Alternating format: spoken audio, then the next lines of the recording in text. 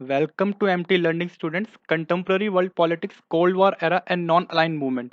Student तो आज हम जो है अपने सेशन नंबर 3 पर आ चुके हैं, पार्ट 3 पर आ चुके हैं। और इससे पहले सेशन नंबर 1, सेशन नंबर 2 हमने अपलोड कर दिए हैं, जिसमें कोल्ड वार और क्यूबा मिसाइल क्राइसिस जो हमारे प्रीवियस पार्ट हैं वो सब हमने डिस्कस किया गया है।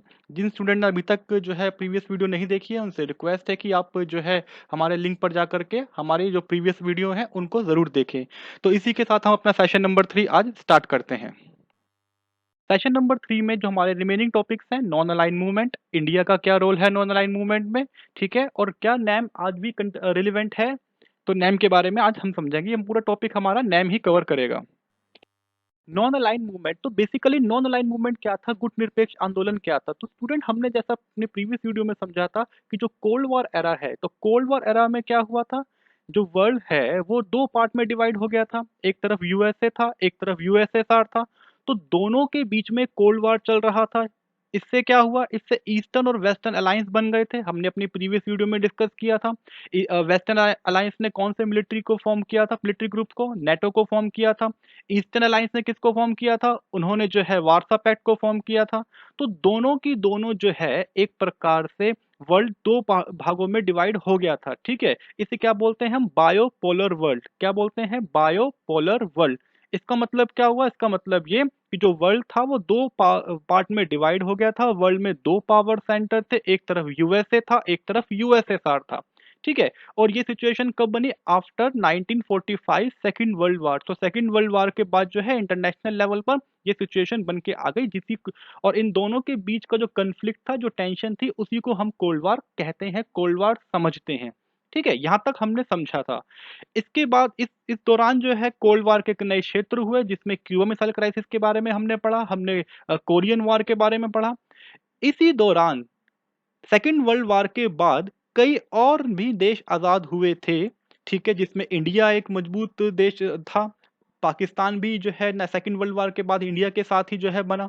इसके अलावा श्रीलंका भी 1948 में आज़ाद हुआ। इसी के साथ अफ्रीका और लैटिन अमेरिका के कई सारे देश जो है वो धीरे धीरे एक एक करके आज़ाद होते चले गए। अब सवाल ये था कि जब वो कंट्री जो न्यूली इंडिपेंडेंट कंट्री हैं, वो कौन सा ऑल्टरनेटिव अपनाएंगी, क्या वो यूएसए के साथ जाएंगी या वो यूएसएसआर के साथ जाएंगी, वो कहाँ जाएंगी। इसी के मद्देनजर जो है नॉन अलाइन मूवमेंट को स्टैब्लिश किया गया। आइए इसको समझते हैं। देखिए, नॉन अलाइन मूवमेंट में हम समझते हैं कि जो एशिया, अफ्रीका और लैटिन अमेरिका की जो थर्ड जो कंट्रीज थी, उनके सामने एक थर्ड ऑप्शन को जनरेट किया गया। किसने किया, तीन बड़े लीडर थे। देखिए, युगोस्लावाकिया के लीडर थे जोसेफ ब्रोंस टीटो, इंडिया के जवाहरलाल नेहरू, इजिप्ट के गमाल अब्दुल नासिर, ठीक है। इन्होंने क्या किया, 1956 में एक बांडुंग कॉन्फ्रेंस करी, ठीक है। बांडुंग में एक जगह है, वहां पे उन्होंने कॉन्फ्रेंस करी। इंडोनेशिया के लीडर सुकर्नो और घाना के लीडर क्वामे एनक्रूमा, ये भी उसका एक हिस्सा रहे हैं, ठीक है। इन पांचों नेताओं ने मिलकर के फाइनली 1961 में बेलग्रेड में एक नॉन अलाइन मूवमेंट को स्टैब्लिश किया। परिस्थितियां क्या थी उस दौरान जब ये नॉन अलाइन मूवमेंट को स्टार्ट किया गया। This was the culmination of a last three factors, cooperation among these five countries. इन पांचों देशों के बीच में कोऑपरेशन को बनाए रखना था, ये जरूरी था। ग्रोइंग कोल्ड वार टेंशन, लगातार कोल्ड वार टेंशन बढ़ती जा रही थी। एरिया लगातार जो है ब्रॉड होता जा रहा था कोल्ड वार का, ठीक है। ये सारी परिस्थितियां थी। Dramatic entry of newly decolonise African countries, और लगातार नए देश आ रहे थे, उनके सामने एक ऑल्टरनेटिव को डेवलप करना था। ये सारी सिचुएशन थी जिसको ध्यान में रखते हुए नॉन अलाइन मूवमेंट को स्टार्ट किया गया। बैकग्राउंड क्या है नॉन अलाइन मूवमेंट का, देखिए बैकग्राउंड में आप इसको समझिएगा कि फर्स्ट समिट जो है बेलग्रेड में हुआ था, यूगोस्लाविया 1961 में हुआ, ठीक है। और 2018 में 120 मेंबर्स में शामिल हो गए। देखिए, स्टार्ट किन्होंने किया, फाइव कंट्रीज ने, ठीक है। फर्स्ट समिट में जो है इसके 25 कंट्रीज थे, और धीरे धीरे बढ़ता चला गया, और धीरे धीरे इसमें कई सारे देश उसमें जुड़ते चले गए। Purpose of the organization was Havana declaration. Havana declaration हुआ 1979 में, जहां पर नैम का पर्पस को डिसाइड किया गया कि नैम का आगे पर्पस क्या होगा। इसका जो मुख्य कारण, मुख्य जो उसका पर्पस रहा, वो था नेशनल इंडिपेंडेंस, यानी कि स्वतंत्रता को कायम रखना है। सॉवरेनिटी, यानी कि हर देश की संप्रभुता बची रहनी चाहिए। टेरिटोरियल इंटीग्रिटी, यानी कि एक किसी भी क्षेत्र को जो है नुकसान नहीं होना चाहिए किसी भी देश के, ठीक है। Security of non align countries, जितनी भी हमारे गुट में जो कंट्रीज हैं, सबकी सुरक्षा महत्वपूर्ण है। अमेरिका भी तो कर रहा है ना ऐसा। अमेरिका ने क्या किया था, अमेरिका ने जब नेटो बनाई थी तो अमेरिका ने क्या कहा था कि हमारे जो नेटो मेंबर के ऊपर कोई भी अटैक करेगा तो हम उसको काउंटर अटैक करेंगे। वार्सा पैक्ट ने भी यही काम किया कि नेटो को रोकने के लिए सारी कंट्री मिल गई। उसी प्रकार से नैम ने भी ये काम किया, लेकिन नैम ने कोई मिलिट्री ग्रुप नहीं बनाया। नैम जो है वो स्टूडेंट कोई मिलिट्री ग्रुप नहीं था, वो क्या था, एक सिंपल एक मूवमेंट था जहां पर कंट्री कोऑपरेशन कर रही थी, आपस में क्या कर रही थी, कोऑपरेशन कर रही थी। तो during the cold war era NAM play a vital role in stabilising the world order, यानी कि तो दुनिया के अंदर जो है एक स्टेबलाइजेशन, एक स्थिरता लाने के लिए नैम की शुरुआत की गई थी। नैम ने एक महत्वपूर्ण योगदान उसमें निभाया था। ऑब्जेक्टिव क्या थे नैम के, देखिए, create an independent path in world politics, एक स्वतंत्र रास्ता निकालना। यानी कि एक स्वतंत्र रास्ते का मतलब क्या हुआ कि कोई कंट्री है वो इन्फ्लुएंस में है, या तो वो अमेरिका के इन्फ्लुएंस में है या फिर वो यूएसएसआर के इन्फ्लुएंस में है, लेकिन एक किसी के भी इन्फ्लुएंस में ना होकर के एक इंडिपेंडेंट पाथ की ओर बढ़ना, उसे ही नैम कहा जा रहा था। It identify the right of independent judgement, the struggle against imperialism and new colonialism, यानी कि एक स्वतंत्र रूप से निर्णय लेना। क्यों निर्णय लेना, क्योंकि आप साम्राज्यवादी और उपनिवेशवादी की परिस्थितियों से निकल करके बाहर आए हैं, क्योंकि वो नई आजाद हुई है ना कंट्री, तो उन्होंने इंपीरियलिज्म को फेस किया है। अब कोई कंट्री नई आजाद जो हुई है, नए स्वतंत्र हुई है, वो दोबारा से किसी भी कंट्री के इन्फ्लुएंस में आ जाए, ये तो फिर दोबारा से न्यू कॉलोनियलिज्म हो गया ना। तो ये तो वो नहीं चाहेगी, तो नैम क्या कर रहा है, इसी चीज को बचा रहा है कि नैम चाह रहा है कि ऐसा ना हो दोबारा से कि कोई कंट्री जो है दोबारा से किसी न किसी के इन्फ्लुएंस में आ जाए। At present an additional goal is facilitating the restructure of international economic order. The most important thing is that the NAM were trying to restructure the international economy order. International economy order was basically in favor of a USA or developed countries, mainly developed countries. But however, NAM had initiated to try to restructure the economic order. उन्होंने क्या किया कि international economic order को दोबारा से बदलने की कोशिश करी। India's role in non align movement, भारत का उसमें क्या रोल था नॉन अलाइन मूवमेंट के लिए। India being a founding member, Bharat जो है उसका स्थापना मेंबर था, जवाहरलाल नेहरू उसके लीडर रहे हैं।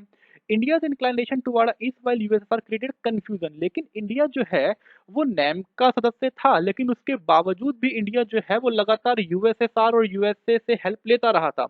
इसलिए ये कंफ्यूजिंग सिचुएशन क्रिएट कर रहा था कि एक्चुअल में नैम क्या है और इंडिया का क्या रोल है। आगे जब नैम यूएसएसआर कोलैप्स हो गया, हम सेकंड चैप्टर में पढ़ेंगे यूएसएसआर कैसे कोलैप्स हुआ। यूएसएसआर जब कोलैप्स हुआ तो इंडिया, तो वर्ल्ड क्या हो गया, यूनिपोलर हो गया। अमेरिका जो है वो एक पावरफुल कंट्री बन गया, और अमेरिका को पावरफुल कंट्री जब बनते हुए देखा इंडिया ने, तो इंडिया ने क्या किया, अपनी इकोनॉमिक पॉलिसी को चेंज कर लिया, जो कि यूएसए के ही फेवर में थी। तो भारत ने अपनी इकोनॉमी को चेंज कर लिया।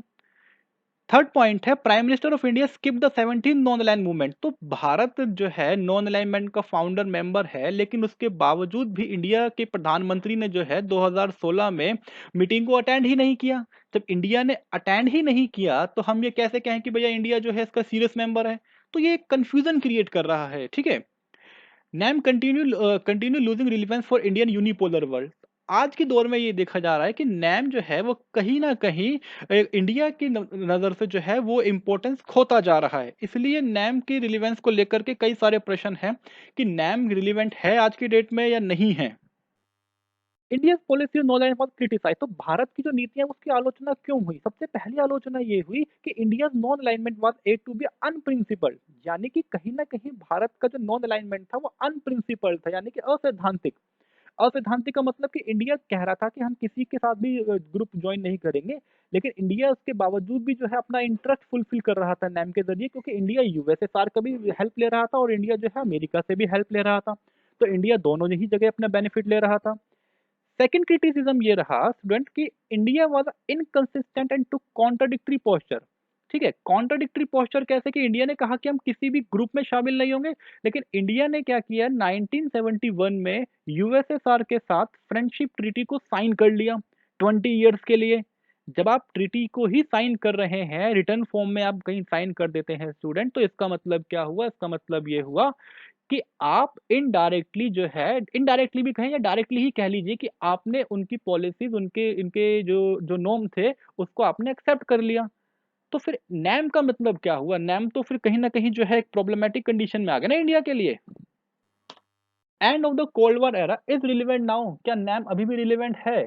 ठीक है फ्रेंड्स, चैनल को लाइक कीजिए, सब्सक्राइब कीजिए और हमारे साथ इस ज्ञान के जो मार्ग में जुड़ते चले जाइएगा। हम एक-एक करके वीडियो लेकर के आएँगे पॉलिटिकल साइंस के चैप्टर्स की हम, और इसके अलावा आप कमेंट्स करिए, हम दूसरे जो है सब्जेक्ट्स की भी लेकर के आएँगे। इसके अलावा जो है, जो स्टूडेंट लॉन्ग टर्म के लिए नॉलेज गेन करना चाहते हैं, जो आगे आफ्टर 12th और ग्रेजुएशन और मास्टर तक हमारे साथ जुड़े रहना चाहते हैं, लॉन्ग टर्म नॉलेज गेन करना चाहते हैं, वो भी हमारे चैनल के साथ जुड़े रहें। हम लगातार जो है पॉलिटिकल साइंस, सोशल साइंस के सब्जेक्ट्स की वीडियोस अपलोड करते रहेंगे, लॉन्ग टर्म करते रहेंगे। चैनल को लाइक कीजिए, सब्सक्राइब कीजिए, शेयर कीजिए फ्रेंड्स के साथ as much as possible. World peace, NAM has played an active role in the preserving peace. देखिए, नैम रिलेवेंट है, क्यों रिलेवेंट है? क्योंकि विश्व शांति के लिए, विश्व में शांति की बहुत जरूरत है। ठीक है, नैम फाउंडिंग प्रिंसिपल, और नैम ने हमेशा से ही शांति के लिए काम किया है। दूसरा है टेरिटोरियल इंटीग्रिटी, यानी कि एक देश की जो टेरिटरी है उसकी प्रोटेक्ट करने के लिए नैम ने हमेशा से ही आवाज उठाई है, यानी कि कोई भी देश किसी के ऊपर अटैक नहीं करेगा। थर्ड वर्ल्ड नेशंस, तीसरे विश्व के जो देश है, तीसरे विश्व का मतलब क्या हुआ? देखिए, फर्स्ट वर्ल्ड अमेरिका के देश थे, नेटो कंट्रीज। सेकंड थे वार्सा पैक्ट कंट्री, यूएसआर के साथ जो जुड़े हुए थे। थर्ड वर्ल्ड कंट्रीज वो थे जो न्यूली इंडिपेंडेंट कंट्रीज थे, यानी कि नए स्वतंत्र हुए थे, जिनको नैम ने जगह दी थी। तो उनके देशों के अंदर गरीबी, आर्थिक प्रॉब्लम है। एशिया में, अफ्रीका में, लैटिन अमेरिका में, वहां पर एक जो है गरीबी की स्थिति है। तो उन गरीबों को एक आवाज देने का काम जो है नैम कंट्री करती है, इसलिए नैम जो है इंपॉर्टेंट है। इंटरेस्ट ऑफ डेवलपिंग कंट्रीज, हमेशा से ही जो बड़े ऑर्गेनाइजेशन, चाहे वो WTO हो, यूनाइटेड नेशन हो, जितने भी बड़े बड़े ऑर्गेनाइजेशन इंटरनेशनल लेवल पर काम कर रहे हैं, उन सब के यहाँ नैम एक प्लेटफॉर्म का काम करता है, ताकि जो छोटा देश है, साधारण देश है, मान लो कोई बांग्लादेश है, नेपाल है, तो वो कैसे अपनी आवाज रखेगा? वो नैम के जरिए अपनी आवाज रखता है, इसलिए नैम जो है डेवलपिंग कंट्रीज के लिए भी जरूरी है। सेकंड है cultural diversity and human rights, मानव अधिकार। नैम के जो देश हैं वो हम लगातार मानव अधिकारों के बारे में आवाज उठाते आए हैं। दुनिया भर में जहां भी मानव अधिकारों का उल्लंघन होता है, नैम के जो देश हैं वो लगातार आवाज उठाते आए हैं। इसलिए मानव अधिकारों के लिए भी नैम आवश्यक है। लास्ट है sustainable development, NAM supported the concept of sustainable development. देखिए, सस्टेनेबल डेवलपमेंट एक बहुत इंपॉर्टेंट टॉपिक है एनवायरमेंट से रिलेटेड। लगातार एनवायरमेंट डिग्रेड होता चला जा रहा है, और जो नैम कंट्रीज हैं वो सस्टेनेबल डेवलपमेंट के लिए भी काम कर रही हैं। इसके अलावा माइग्रेशन, ग्लोबल टेररिज्म, ये सारे वो पॉइंट हैं जिस जो नैम में डिस्कशन होते रहे हैं। और नैम एक ऐसा प्लेटफॉर्म है जहां पर आप डिफरेंट डिफरेंट टॉपिक को डिस्कस कर सकते हैं, जिसमें बहुत सारी कंट्रियों का इन्वॉल्वमेंट है। तो ये नैम एक ऐसा प्लेटफॉर्म है जहां पर यूनाइटेड नेशन के बाद, जहां पर कई सारी कंट्री एक साथ आपस में जुड़ी हुई हैं। तो इसलिए नैम क्या है, एक बहुत ही इंपॉर्टेंट प्लेटफॉर्म है, इसलिए इसकी रिलेवेंस आज भी बनी हुई है।